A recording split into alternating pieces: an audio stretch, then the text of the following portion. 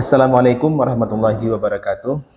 Perkenalkan, saya Dr. Mutarida, SPD MSc dari Prodi Ilmu Perikanan, Fakultas Perikanan dan Ilmu Kelautan, Universitas Teguh Umar.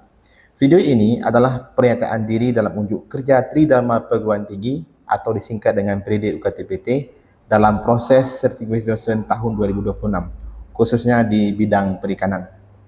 Mata kuliah kimia dasar ini adalah mata kuliah kimia yang disusun berdasarkan kualifikasi ilmu perikanan, di mana dalamnya nanti akan banyak materi-materi yang berkaitan untuk menjelaskan dan memberikan solusi bagi permasalahan perikanan berdasarkan disiplin ilmu kimia.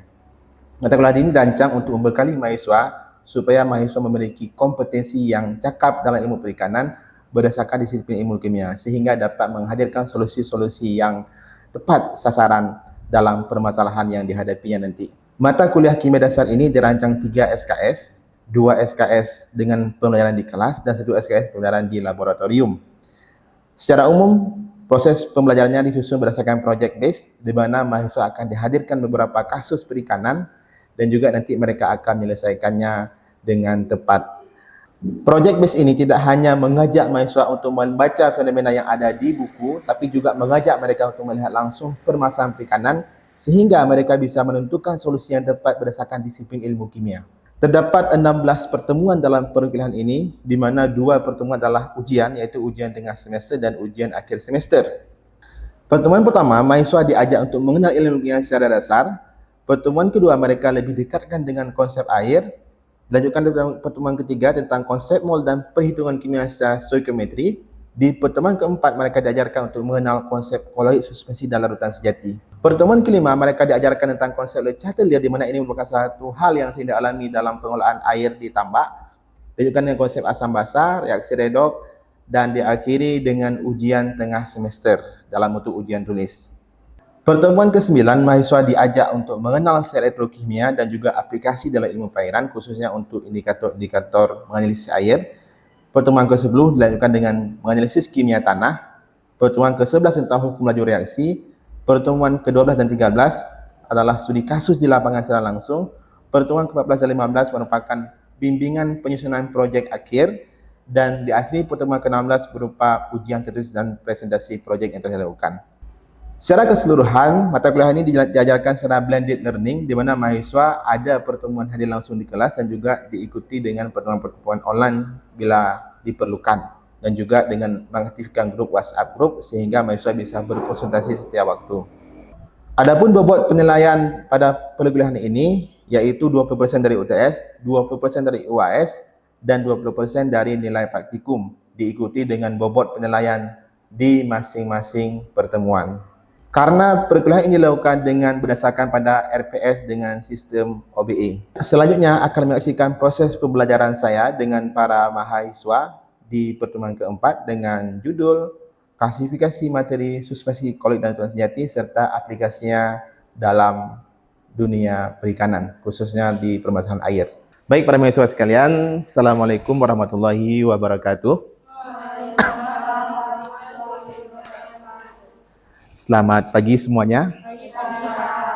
Ya, dengan kita menjalankan doa kepada Allah, Tuhan Yang Maha Esa ya. Kuliah hari ini kita mulai, di mana hari ini adalah pertemuan yang keempat ya. Artinya para mahasiswa sudah mulai masuk ke ilmu kimianya. Tapi hari ini tenang ya. Kimia hari ini kimia yang sederhana, simple, yang nanti saya kira itu sangat dibutuhkan saat kalian di dunia kerja ya. Oke. Ada pertanyaan dulu kuliah hari ini? Oke, kita lanjut ya. Baik. Di kuliah hari ini, sebelum kita masuk ke materi, mungkin kita mengingat sedikit nih pertemuan minggu lalu ya. Apa yang kita belajar? Oke, Cut. Apa yang kita belajar minggu lalu? Yang pertama yang dimaksud dengan 1 mol. Oke. Terus kita pelajari rumus molaritas dan berapa ppm sama dengan 1 miligram. Oke, terima kasih Cut ya. Baik ya, yang lain ada yang ingin tambahkan? Oke ya, saya kira yang lain sama ya. Tolong catatannya dilihat lagi nanti. Baik, jadi di pertemuan yang sebelumnya kita sudah belajar menghitung-hitung dalam ilmu kimia. Ada mol ya, ada molaritas dan larutan ya. Oke, hari ini ya kita akan masuk lebih dalam ya untuk memahami bagaimana tipe-tipe larutan. Nanti ada bentuk suspensi, ada koloid ya, dan ada larutan sejati. Nah, ini semua nanti akan kita belajar dalam bentuk diskusi dua arah selama beberapa saat, dan nanti akan kita buat kelompok-kelompok dengan studi kasus ya. Nanti akan kita lihat kasus di dalam. Oke, siap ya? Namun sebelum itu saya kabarkan kembali, dalam kuliah hari ini ada dua penilaian. Nanti ada penilaian kemampuan kalian kognitif dan penilaian afektif ya. Kognitif dari kemampuan kalian di akhir, nanti ada ujian kecil-kecilan ya. Kemudian juga ada tugas untuk di rumah, dan juga dari kemampuan kalian presentasi itu untuk afektifnya. Paham ya? Oke, masih kita masuk ke materinya. Nah, jadi pernah nggak lewat-lewat di jalan di Melabuh lihat orang pelihara udang? Pernah lihat? Airnya warna apa? Coklat. Betul sekali ya. Ada yang coklat. Kalau hujan tambah coklat nanti ya. Nah, itu sebenarnya apa? Nah, itu kita lihat hari ini. Itu nanti ada bentuknya larutan, ada bentuknya suspensi, ada bentuknya koloid ya. Jadi ingat, ini ada gambar. Larutan itu warna apa? Biru, bening, bukan biru ya. Bening ya, tembus pandang ya. Kalau koloid dia agak susu ya, putih susu ya. Sedangkan kalau suspensi coklat ya. Nanti kita akan lihat dalamnya ya. Oke, kita lanjut. Ada pertanyaan dulu nih slide ini. Oke, kita lanjut ya. Jadi kita akan belajar ada 3 hal ya. Tadi ada larutan, koloid, dan suspensi. Ini karakteristiknya. Silahkan dipahami ya. Jadi dari ukuran partikelnya itu, kalau larutan sangat kecil, artinya kita nggak bisa ngendapin larutan kecuali nambah sesuatu gitu ya, nambah agen pengendapnya. Kalau koloid, dia partikelnya agak gede sedikit, tapi dia juga nggak mau ngendap. Jadi kayak susu, kemudian santan ya, nggak mau ngendap dia ya. Tapi kalau suspensi itu kayak apa namanya? Seperti lumpur dalam air, dia akan ngendap. Nah, itu suspensi namanya. Jadi ini karakteristiknya, silahkan dipahami dengan baik. Nanti kita akan analisis di kasus-kasus yang diberikan. Oke ya. Kita lanjut. Ini masih hal yang sama. Nah, kemudian ini karakteristik yang lebih spesifik terkait dengan larutan sejati. Oke. Kita minta dulu dari Nur Khotimah, apa contoh-contoh dalam perikanan terkait larutan sejati? Yang pertama itu ada zat larut, Pak. Iya. Zat larut itu ada oksigen, Oke. CO2, karbon dioksida, Uh-uh. ada amonia, Iya. dan sebagainya. Oke. Dan untuk sumbernya itu oksigen itu fotosintesis, kemudian itu ada dekomposisi. Oke. Dan O2 itu Pak berperan sebagai respirasi ikan. Oke. CO2 juga itu berperan sebagai fotosintesis dan lain sebagainya. Oke, baik. Terima kasih ya, Dr. Dima ya. Oke, yang lain paham ya? Artinya dalam air tambak itu ada banyak hal. Ya, ada oksigen, ada CO2 ya. Oksigen itu untuk apa? Ikan bisa bernafas. CO2 dari mana? Ikan buang nafasnya ya. Ada amonia dari pupnya ikan ya. Ada nitrat, nitrit dan sebagainya. Termasuk garam ya. Itu bagian dari larutan. Kan kalau garam dalam air nggak kelihatan garamnya ya. Nggak kelihatan kan? Ada yang bisa lihat garam dalam air? Nggak ada ya. Bahkan mikroskop pun harus mikroskop elektron baru bisa lihat. Itu pun susah ya. Nah itu dia. Artinya nggak bisa kita lihat. Tapi ada rasanya asin. Tapi kita nggak bisa lihat dia. Itu namanya larutan. Paham ya? Larutan itu harus bening walaupun berwarna. Kan kalau sirup berwarna. Tapi tetap bening dia. Ya kan? Oke. Kalau itu tadi. Dia itu sifatnya keruh ya. Nah, ini kita bisa lihat bareng-bareng ya. Ini tolong ada yang ingin mengasih kabar atau membahas sedikit ini. Ada koloid ini yang aneh-aneh ini. Ada berapa macam koloid? 5. Iya, apa aja? Silahkan, siapa yang mau? Silahkan, tunjuk tangan, siapa yang mau? Ya, silakan. Yang pertama itu ada suspensi tanah liat, ada koloid organik, ada koloid protein, misat sabun, dan ada koloid flok. Ya, itu beberapa contoh ya. Tapi di samping itu udah banyak lagi. Yang keruh-keruh itu umumnya koloid ya. Yang keruhnya nggak mau ngendap itu koloid ya. Oke, kita lanjut lagi. Ini salah satu tes koloid. Ini ada, kita akan praktikum di lab nanti. Nanti kita akan melihat efek tindal dan sebagainya. Oke ya, siap ya, nanti kita praktikum ya. Ini adalah beberapa uji koloid ya. Ada apa aja? Ada efek tindal dan ada gerak Brown. Jadi kalau kalian lihat susu itu sebenarnya bergerak-gerak dia itu, maka nggak mengendap.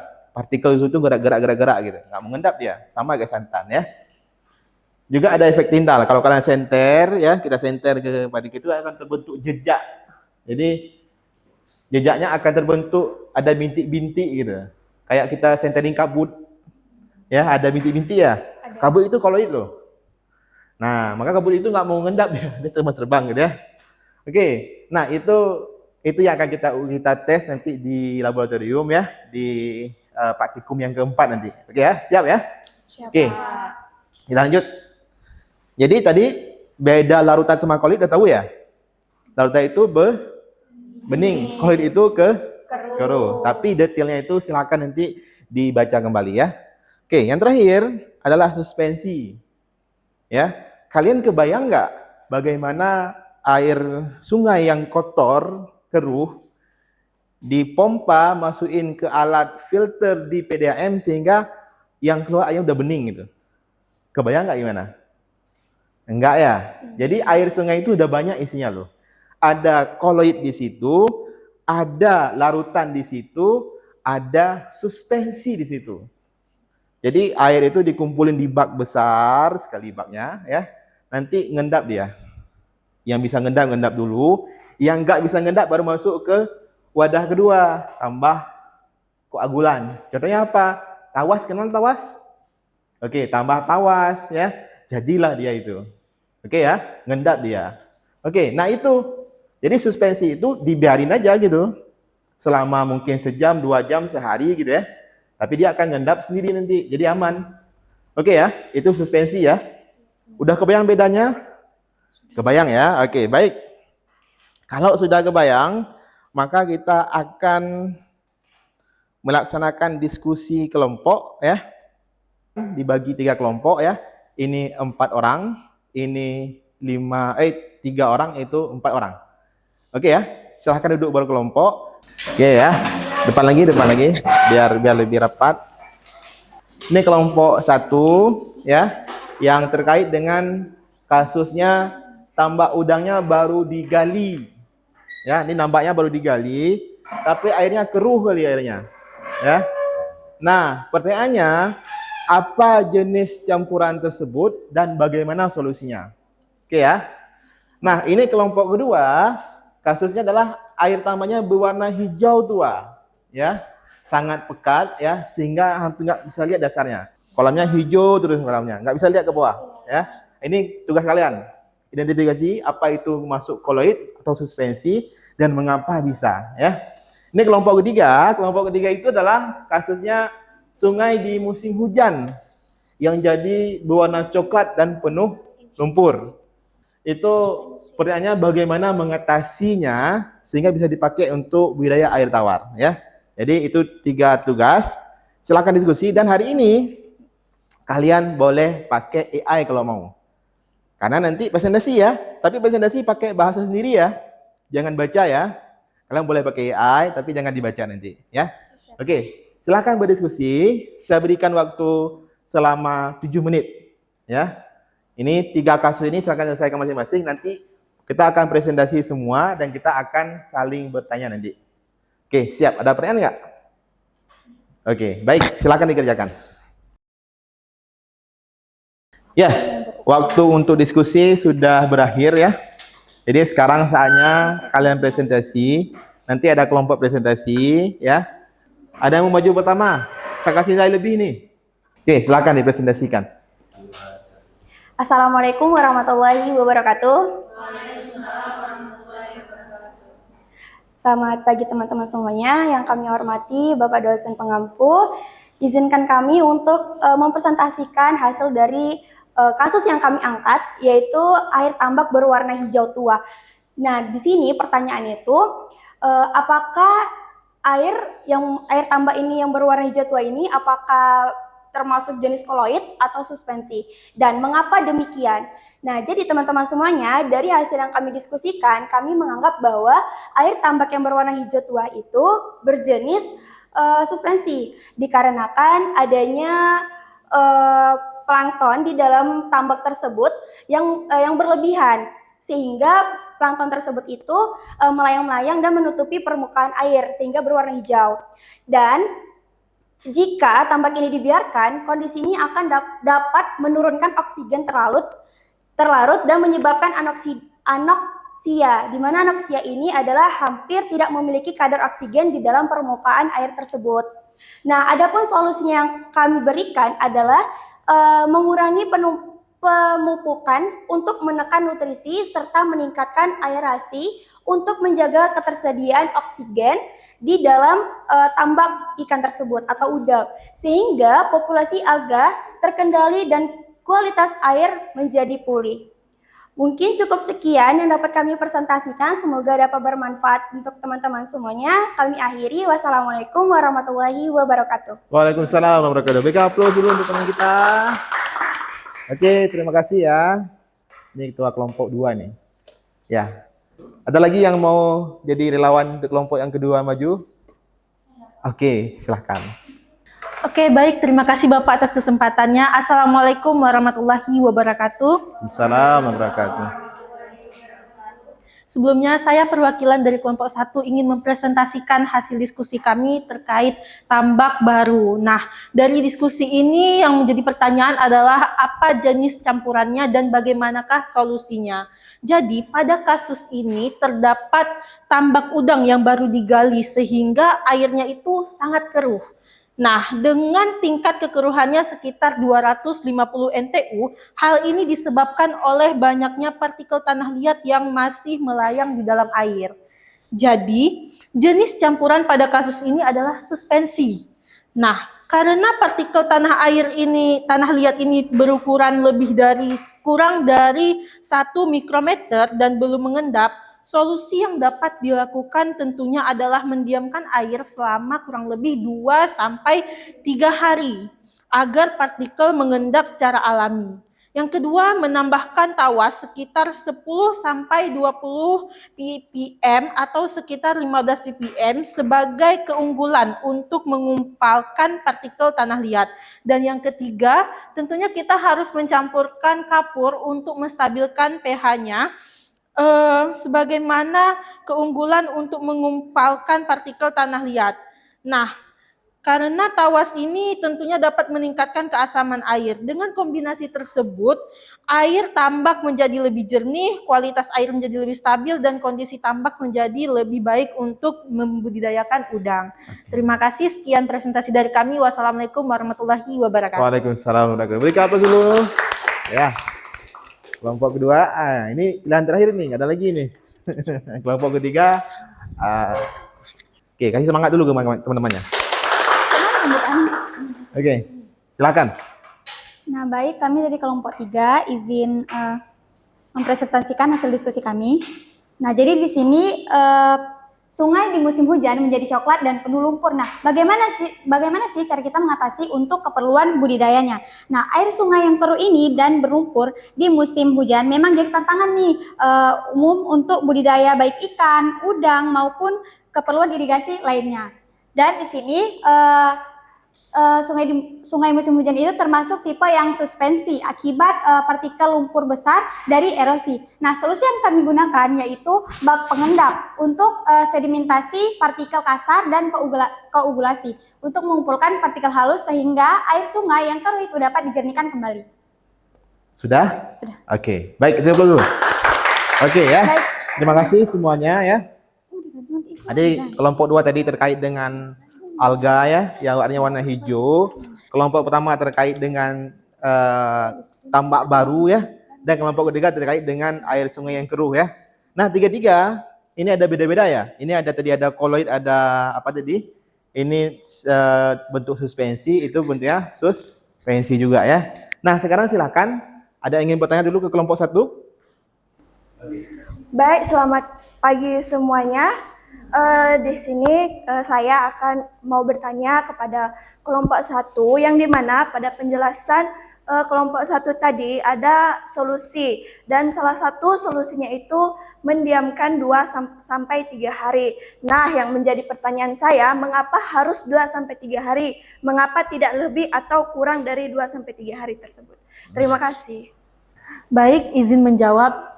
Terima kasih dari kelompok 1 sudah bertanya dari kelompok 2 sudah bertanya ke kelompok 1 yang kami presentasikan tadi. Mengapa harus 2 sampai 3 hari? Karena menurut penelitian kami dan menurut analisis serta diskusi kami, 2 sampai 3 hari itu adalah waktu yang ideal. Jika lebih dari itu maka akan terlalu lama dan endapannya itu akan tidak maksimal gitu. Oke. Ya, kalau kurang dari 2 sampai 3 hari juga tidak baik, tidak maksimal. Gitu. Sama-sama. Oke ya. Tadi anak siapa tadi namanya? Terima kasih tadi Feni sudah bertanya ke kelompok 1 ya. Jawaban dari Icut betul tadi ya, bahwa 2 atau 3 hari itu sudah ideal sebenarnya. Karena partikel yang besar-besar itu 2-3 hari sudah ngendap. Kalau lebih lama gimana? Sebenarnya lebih bagus sih ya, cuma masalahnya terlalu lama ya. Tapi nggak apa-apa kalau emang belum ngendap, mau ditambahkan nggak apa-apa. Tapi kalau kurang itu masalah ya, karena banyak partikel belum bisa ngendap. Ya kira-kira gitu ya. Dan juga kalau kita lihat di presentasi dari kelompok 1 tadi, mereka juga nambahkan koagulan ya, ada tawas dan sebagainya ya, biar cepat ngendapnya. Jadi kalau mau nggak sampai 2-3 hari tambah tawas. Tapi masalahnya kok nambah tawas, air jadi apa jadi asam, ya kan? Bilangnya. Kalau jadi asam, tambah basah lagi gitu ya. Itu kapur. Ya, paham ya Feni ya? Nah, jadi orang kalau usaha kan nggak mau lama-lama ya. Oke, baik. Oke. Ada pertanyaan untuk saya? Oke, silakan. Tadi untuk kelompok udah ya, silakan. Baik, terima kasih atas kesempatannya Pak. Jadi dari beberapa kelompok yang sudah menjelaskan materinya, di sini saya tertarik terkait air yang keruh Pak. Dan saya pernah melihat di pantai, tepatnya tuh di Pantai Melaboh, itu berwarna keruh. Sementara saya berjalan ke Pantai Laksamaweh, itu airnya jernih. Dan yang membedakan adalah jenis airnya kan Pak. Dan tadi teman-teman juga sudah menjelaskan dan sudah Bapak tekankan kembali bahwa air yang keruh itu tidak baik atau bahkan tidak bisa, bahkan bisa ya, tapi emang kurang baik untuk ikan hidup karena adanya partikel-partikel yang masuk ke dalam insang ikan tersebut sehingga dapat melukai ikan tersebut. Namun ketika saya melihat di Pantai Laksamaweh, di Pantai Melaboh, itu terdapat ikan-ikan kecil Pak. Tapi kenapa dia bisa hidup sementara ada partikel-partikel kecil seharusnya kan karena airnya keruh Pak. Seperti itu. Mungkin itu saja sih Pak untuk pertanyaannya. Terima kasih. Ya. Terima kasih Nurul Kadima. Ini yang lain juga mungkin penasaran juga ya. Ini ulang lagi. Jadi terima kasih Nurul Kadima ya, bahwa Nurul Kadima sudah melihat langsung ya. Ada air yang keruh tapi ikan hidup, tapi ada air bening kan bisa hidup juga. Tapi ini masalahnya adalah tadi disebutkan kalau air keruh ikan bisa mati. Nah, bedakan keruh karena koloid dan keruh karena suspensi. Ini adalah kualitas air yang perikanan yang optimal. Jadi dia agak keruh memang. Kenapa? Karena ada alganya sedikit, ada zat-zat ini sedikit, ada partikel organik sedikit, ada endapan lumpur sedikit, ya, ada yang lain-lain sedikit. Jadi air keruh itu nggak berbahaya selama keruh bukan keruh suspensi. Paham ya?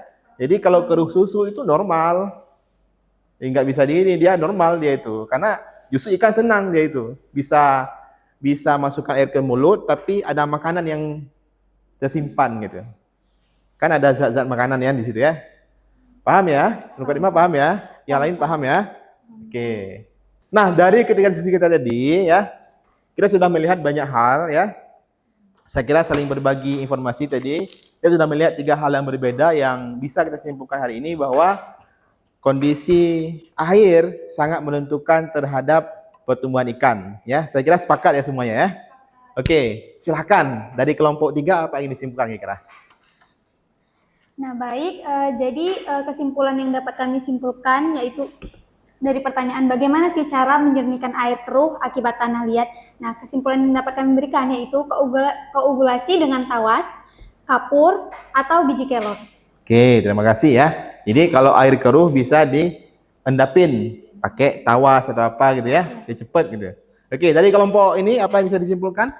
Dari untuk kesimpulan pertemuan kali ini yaitu kami memahami mengapa partikel koloid tidak mengendap meskipun lebih berat dari air. Nah itu karena muatan listrik sejenis itu saling tolak menolak dengan adanya gerakan Brown. Oke, yang tadi ya, bahwa kalau dalam koloid itu ada gerak-gerak yang nggak berhenti ya, sehingga nggak mengendap. Tadi ada 2 ya, ada efek Tyndall tadi yang disenterin ada bintik-bintik, yang kedua ada gerak Brown. Oke, kelompok ini silakan, apa yang bisa disimpulkan?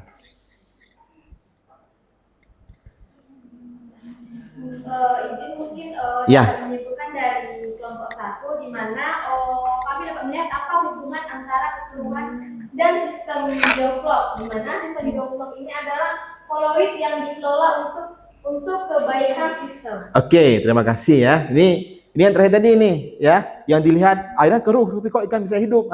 Jadi keruh itu bukan keruh karena suspensi tapi keruh karena koloid. Jadi aman dia itu ya.